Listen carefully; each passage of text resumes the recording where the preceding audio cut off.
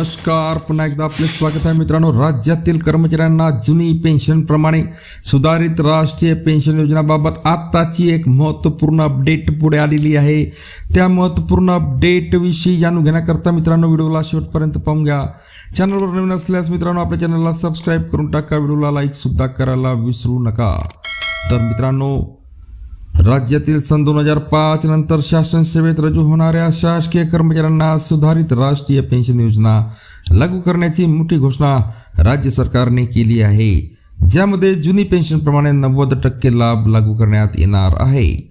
ज्यामध्ये जुनी पेन्शन प्रमाणे शेवटच्या वेतनाच्या 50% रक्कम पेन्शन म्हणून निश्चित करण्यात येईल। तसेच सेवानिवृत्ती उपदान, पेन्शन विक्री, रजारोखीकरण लाभ असे लाभ लागू करण्यात येणार आहेत। परंतु याबाबत अद्याप कोणताही अधिकृत शासन निर्णय, शासन अधिसूचना निर्गमित करण्यात आलेली नाही। यामुळे राज्यातील कर्मचाऱ्यांमध्ये पेन्शन योजनेबाबत अद्याप संभ्रम कायम आहे। अधिकृत निर्णय कधी होणार निर्गमित, पहा मित्रांनो।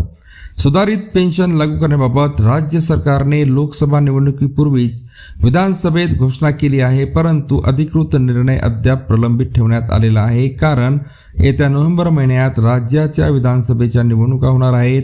यामुळे निवडणुकीमध्ये या निर्णयाचा फायदा व्हावा याकरता याबाबत अधिकृत निर्णय विधानसभेच्या निवडणुकीच्या तोंडावर घेण्यात येईल, ज्यामुळे निवडणुकीमध्ये विद्यमान सरकारला सदर निर्णयाचा फायदा होईल।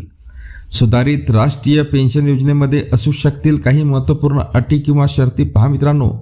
राज्यातील सर्वांना सरसकट जुनी पेन्शन प्रमाणे सर्वच लाभ लागू करण्यात येणार नाही, जसे की शेवटच्या वेतनाच्या 50% रक्कम, निवृत्ती वेतन फक्त 30 वर्ष सेवा झालेल्यांनाच निश्चित होईल, अशा काही महत्त्वपूर्ण अटी शर्ती असू शकतील।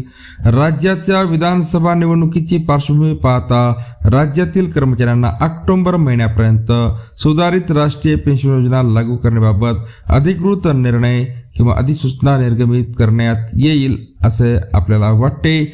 तर मित्रांनो, पुन्हा भेटूया पुढच्या व्हिडिओमध्ये नवीन अपडेटसह। तोपर्यंत धन्यवाद।